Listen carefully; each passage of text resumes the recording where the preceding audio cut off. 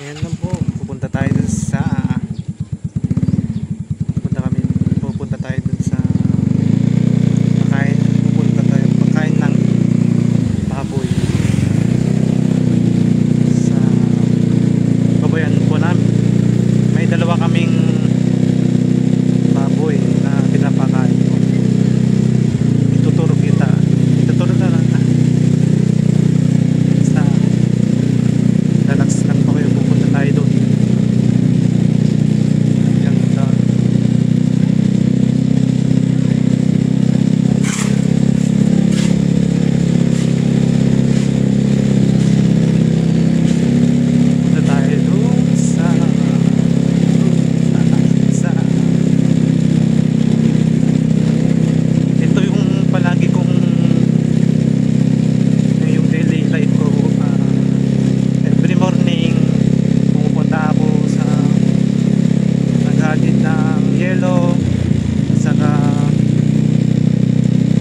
Dun sa pakain ng baboy, yun yung ginagawa ko araw-araw.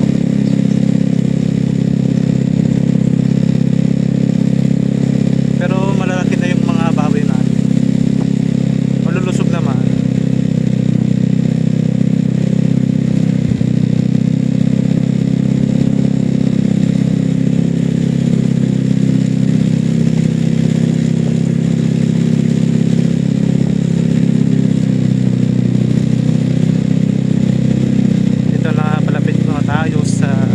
Paliko na tayo.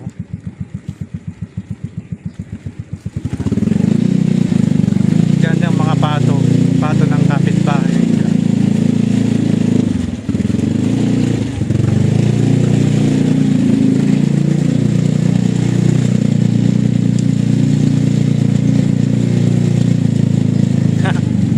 Cute jasni. Bugang na aso. Yan, ito na, palapit na tayo.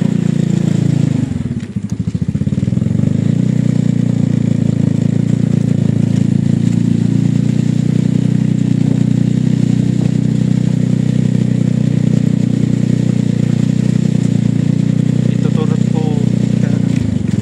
ko sa mga baboy namin na inataga namin.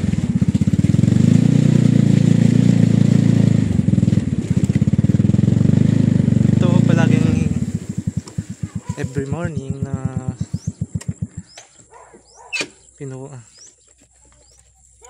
pinagawa ko, pumupunta ako dito, nagdi-deliver ng ice araw-araw, saka pakain ng baboy. Ito yung daan papuntang piggery po namin. Yan po, Maisan. Hindi ko pinasok yung motor, baka madulas po basa po. Hindi na po kasi tumatigil ng ulan dito.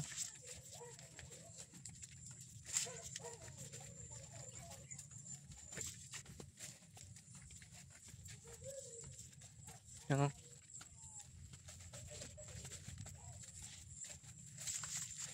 Tara, malapit-lapit na tayo punta sa piggery para makita nyo po yung baboy namin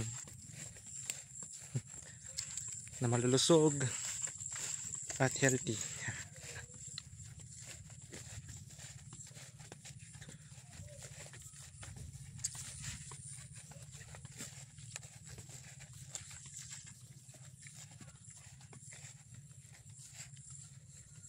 Si Uncle Julie naman po, maraming gulay na tanim dito.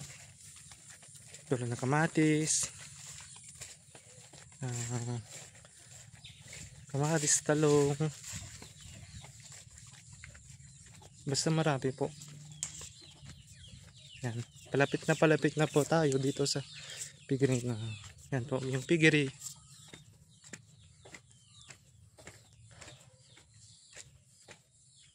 Yan. Kukuhin ko yung hose. Yeah. Oops. Ay. Yan. Ito yung daan papuntang sa baboyan namin. Pigirin namin. Yung baboy namin yan. Ayan po. Yung baboy namin. Dalawa lang po. Hello. Baboy. Baboy, baboy. Ha. Pigi, pigi.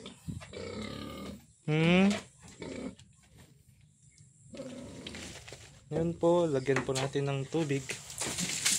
Yung tubigan nila. Yung tubigan nila lagyan natin para hindi sila dehydrated naman.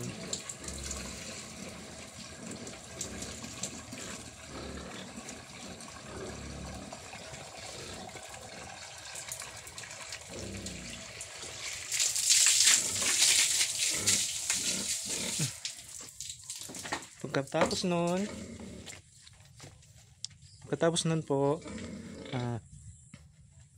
magpapakain na po tayo. 2 tabo lang po kada araw. Kasi malalaki na po sila. Gutom na sila. Yan o. Tatapon nila. Yan o. Isa pang tabo para yan.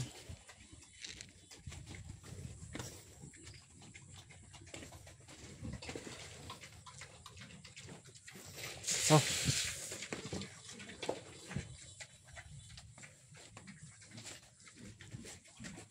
Yan po, malalaki na sila. Ngayon noon po, magpapalinis na tayo. Tanggalin natin yung tae nila gamit itong hose.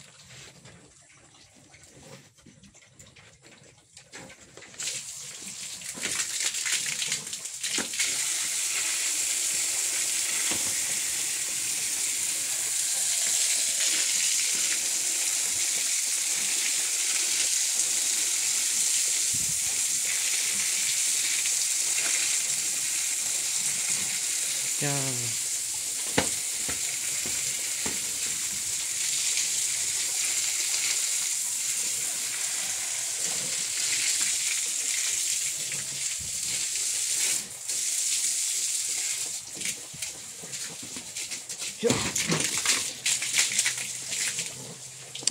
Ay.